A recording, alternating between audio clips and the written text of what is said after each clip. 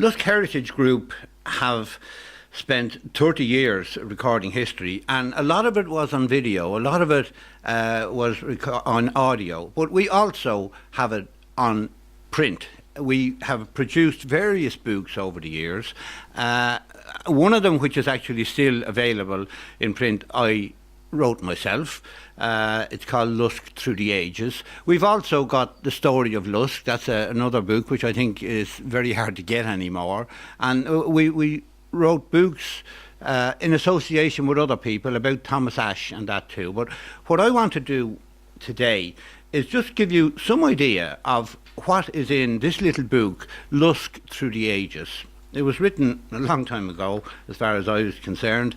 And it's not claiming to be a history of Lusk or anything like it. It's a series of stories, anecdotes about Lusk, about people, about things associated with Lusk and with the people in Lusk.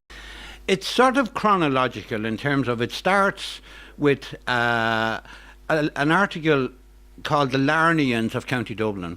And this is about the first people that have been recorded as living in Lusk. This goes back 6000 BC. This is the Stone Age. This is a long time ago. And the reason that they feel, or history feels, that these people were the first recorded people is largely because of flint and tools and things that were found here in North County Dublin. I'll give quite a big gap then. I'll go from 6000 BC to 20 BC, so that's a long time, until Cuchulainn appeared on the scene. I have a big article in this and about Cuchulainn, who married Emer monarch from Lusk. I hop quickly to up the road to the Five Roads, where another great old historian, Willie Monks, came from, and Jim Monks now continues his tradition.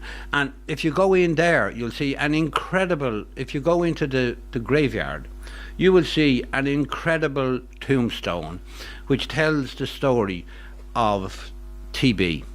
I'll just read the first paragraph of this. There's a truly heart-rending tombstone in Hollywood Graveyard, just up the Five Roads, past the Nevet. On it is carved a story that almost defies belief.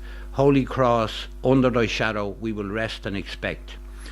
That simple inscription, it bravely states a belief in God and a hope for a future life. The rest of the inscription chronicles 17 years which have been nothing short of hell on earth, as a complete family was systemically wiped out with TB. So that's a sad story, but it makes you realise what we went through in Ireland. Jump quickly to the Battle of Ashbourne. Thomas Ashe in the Battle of Ashbourne is very much associated with Lusk. He lived in Carduff, he taught in Carduff. I went to that school. I grew up, and my children grew up looking across at that school. And this is the story of Thomas Ashe and of the Battle of Ashbourne. It's fascinating. If you want to get more detailed reports of it, of another book which was written basically for the GAA, but in combination with us in the Lusk Heritage Group, all about Thomas Ashe, and that's available, and it's an excellent book, and it also has contributions in it from the Ashe family and from people who really knew the period. So this little book could be a starter that you can give you an introduction.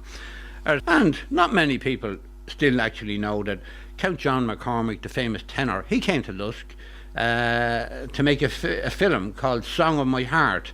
Yeah, it was Maureen O'Sullivan along with Count John McCormick who did that, and that film is available.